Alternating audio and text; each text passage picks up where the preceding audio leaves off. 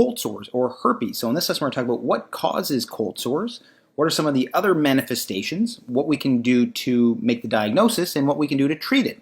So cold sores or herpes are chronic clusters of vesicular erosive lesions. Well, what does that mean? Well, as you can see, they are basically groups of little skin lesions that become little vesicles that can erupt and become erosions.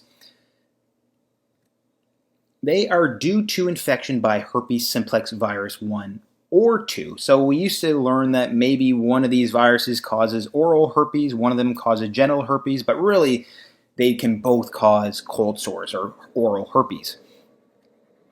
Now, the primary infection involving herpes simplex virus 1 or 2, there is a site of inoculation. So if someone comes into contact with someone else that is shedding the virus and there may be a break in the skin, that is the site of inoculation. There can be a sudden onset of multiple painful vesicles on an erythematous base. So you can get this very sudden, very nasty, painful area on the lip or wherever this site of inoculation is, and it can be very red and very sore. And the primary infection generally lasts for about 10 to 14 days. And it may have systemic symptoms. This can include fever or chills, malaise. You just may feel very under the weather with this.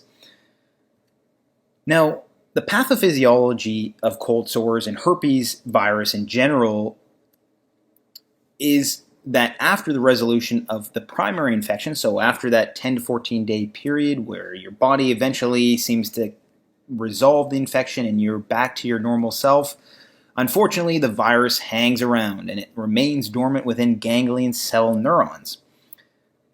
So they basically stay there, and what happens is, so the HSV or herpes simplex virus hangs around in ganglion cell neurons, and really your immune system basically keeps them in check and suppresses them and keeps them within the neuron, and you're not going to have any symptoms until...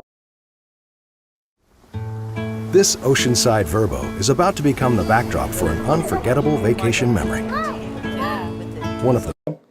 You have something that causes a recurrent infection. It could be that you're immunosuppressed in some way. You may have an illness or infection, or sometimes when you get older or some kind of stressor can cause this to erupt and have another recurrent infection of cold sores. And this is due to a reactivation of the herpes simplex virus from the ganglion cell neurons.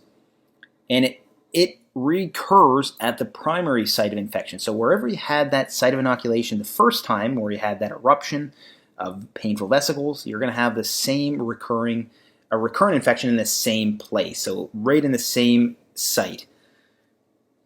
But what's good news about the recurrent infection, if there is any good news, is that the duration of the recurrent infection is shorter than the primary infection and generally can last around 5 days. And a lot of times people will report that they have some prodromal symptoms, and prodromal symptoms really mean you start feeling something before you have an onset of the cold sore. So you may feel that with 6 to 53 hours prior to eruption of the vesicles, you have this feeling of burning, tingling, maybe itchiness, pruritus, or pain in that area. So you can just feel something coming on with your lip. And so once you have the prodromal symptoms, you're going to have an eruption, and that's your recurrent infection. Even if you don't have that eruption continuing, perhaps you've resolved the recurrent infection or resolved the primary infection, you can have what is called subclinical shedding of the virus. So even if you don't feel like you have this infection or this cold sore, you may be shedding the virus and passing it on to others without you even knowing it. So I just wanted to quickly mention that here. So there is something we call subclinical shedding of the virus. Now, I want to also talk about other manifestations of herpes. We can get what we call a herpetic whitlow. And basically, this is an infection of herpes simplex virus on a finger. So perhaps you've maybe had it on a lip, or had a cold sore, and you maybe had a break in the skin or something else that leads to an inoculation of a finger. You're going to get these painful vesicles on your finger, and that's actually just a herpes virus infecting the finger, causing what we call herpetic whitlow. Again, it's inoculation. Again, this will resolve, and again, it will often recur because, again, that virus hangs around in your neurons. So another manifestation of cold sores or herpes can be herpes gladiatorum. So herpes gladiatorum is basically an herpes infection of the face, the neck, or the arms. So again, same thing as before. There's an inoculation of a certain site, not a lip, not a finger, but a face, neck, or arm. And again, you get vesicles on an erythematous base, just like we said before with oral herpes. And in this case, this herpes gladiatorum is caused or occurs in wrestlers and rugby players. So herpes gladiatorum, gladiators. You can think of gladiators, people that have physical contact with each other. So one person might have an eruption of herpes and they're in physical contact with someone else. They can actually pass it on to another individual in a different location. Perhaps they struck them in the face, or they had a very close contact with someone with herpes up against an area of the face or neck or arm, and that can lead to this, what we call herpes gladiatorum. And again, this is all due to skin-to-skin contact. So people in physical sports like wrestling, rugby, can all get this condition. And the last manifestation I want to just discuss quickly is erythema multiforme.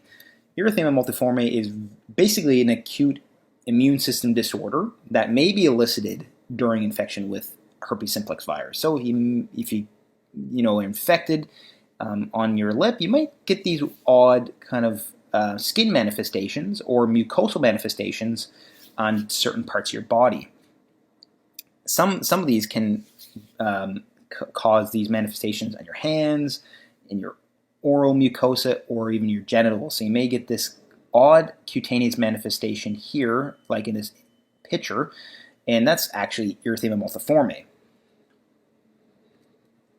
So how do we make the diagnosis of cold sores or herpes infection?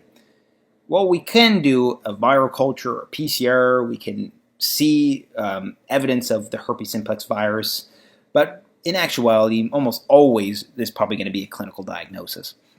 So what can we do to treat this condition?